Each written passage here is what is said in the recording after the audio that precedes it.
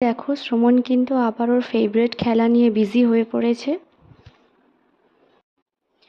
জল নিয়ে খেলতে কিন্তু খুব ভালোবাসে। এই কলটা আমাদের বাড়ির পিছনে রয়েছে, এটা থেকে কিন্তু সারাদিন সবসময় জল পড়ে জমিটা ঢালু হওয়ার কারণে, আর সেটা সুযোগই কিন্তু শ্রমণ উঠায়।